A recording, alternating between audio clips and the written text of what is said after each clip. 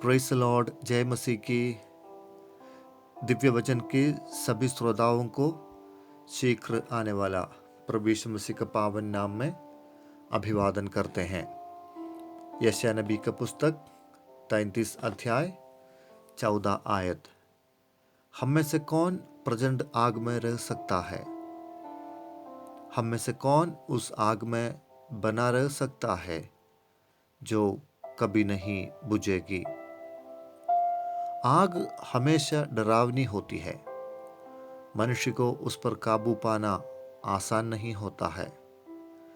पिछले साल के अंत में ऑस्ट्रेलिया के जंगल में झाड़ियों के बीच में लगने वाली आग कितना नुकसान पहुंचाया, वो सारे विश्व के लिए आज भी एक भयानक घटना के रूप में खड़ी है।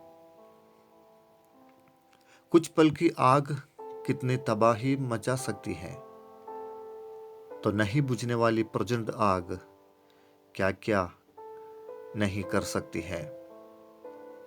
पवित्र शास्त्र बाइबल में परमेश्वर को, पवित्र आत्मा को और पवित्र वचन को अग्नि से तुलना की है। आग न्याय को यानी कि दंड को भी दिखाती है। परमेश्वर के आज्ञाओं का उल्लंघन करने वालों को न्याय करके जलते हुए अग्नि के झील में डालने के विषय में प्रभु यीशु मसीह ने बताया है। इब्रानियों की पुस्तक 12 अध्याय 29 पद में बताते हैं कि हमारा परमेश्वर भस्म करने वाली आग है। यशायाह भविष्यवक्ता एक सवाल उठा रहा है कि ऐसी भस्म करने वाली या नहीं बुझने वाली आग के सामने कौन खड़ा हो सकता है?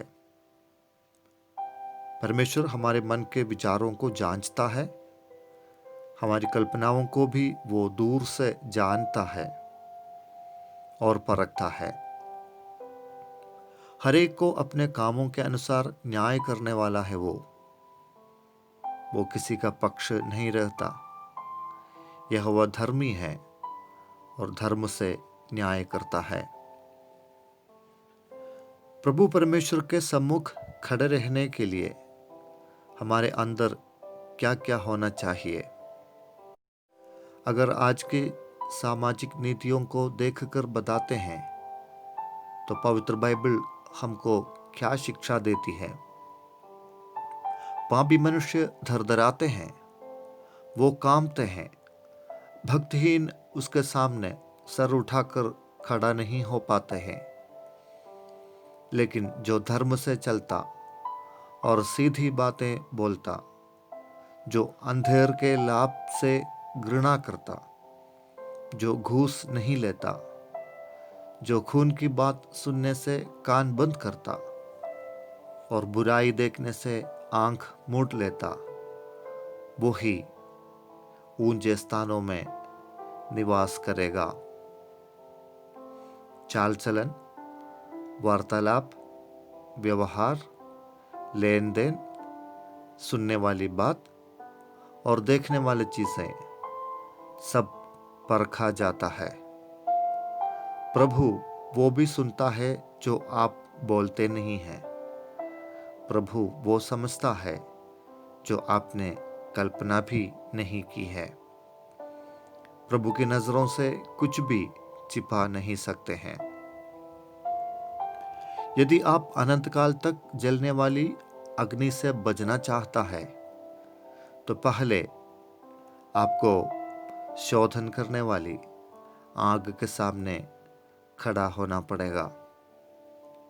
वो भस्म करने वाले हमारे हर कार्य को, हर लम्हे को परखेगा, शोधन करेगा और प्रतिफल देगा।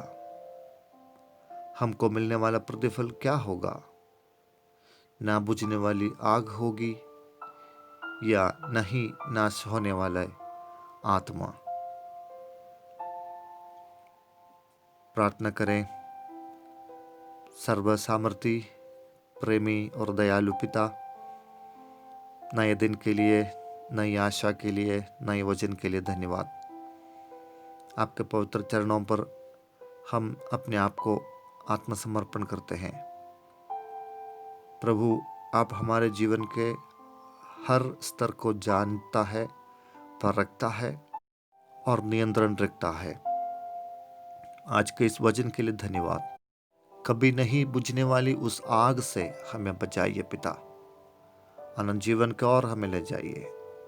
आपका वचन सीखने, समझने और अनुसरण करने के लिए हमें सहायता कर, मदद कर।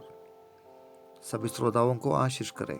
प्रभु यीशु मसीह के पावन नाम में मांगता है, आमीन।